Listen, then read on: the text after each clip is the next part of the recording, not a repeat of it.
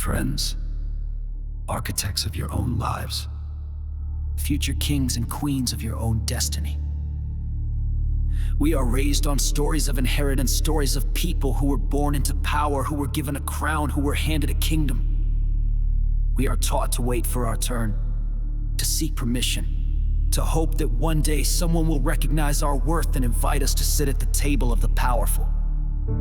I am here today to tell you that this is a fantasy. The world does not give out kingdoms. True power is never inherited, it is forged. True authority is never bestowed, it is earned. Stop waiting for an invitation. Stop waiting for a crown. It is time for you to pick up the tools and the stone and to build your throne. What is this throne? It is not a chair of velvet and gold. It is the seat of your own self-mastery. It is the physical manifestation of your discipline, your resilience, and your will. It is the place from which you rule the most important kingdom you will ever command, your own life. To sit on this throne means you are the absolute sovereign of your habits, your focus, your emotions, and your time. This is not a throne you can buy or borrow.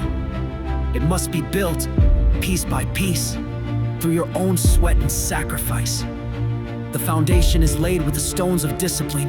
Every morning you get up when the world is asleep, you lay a stone.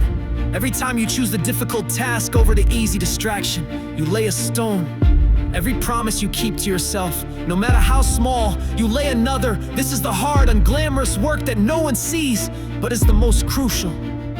The mortar that binds these stones together is forged from your failures. Every time you are knocked down, every time you are rejected, every time you fall short, you are given a gift. Do not see these moments as cracks in your foundation. See them as the grit and the fire needed to create the strongest cement. Learn from the fall, mix that lesson with resolve, and use it to make your structure unbreakable.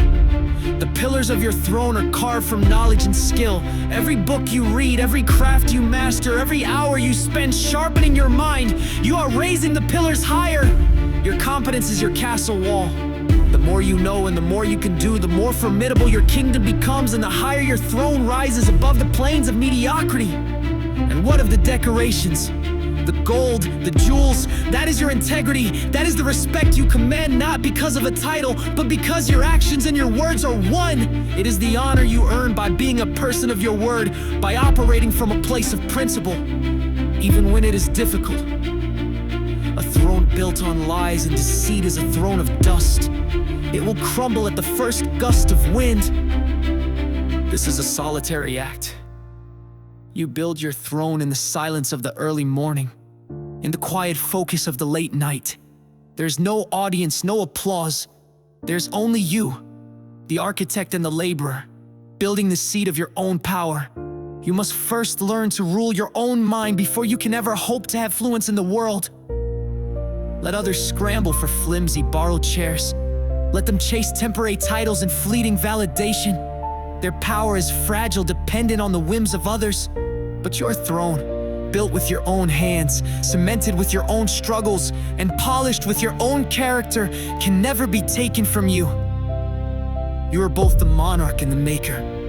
The kingdom of your potential is vast and unclaimed. It is yours for the taking, but you cannot rule it from the ground. So I ask you now, will you keep waiting for someone to hand you power? Or will you build it yourself? Pick up your tools. Lay the first stone.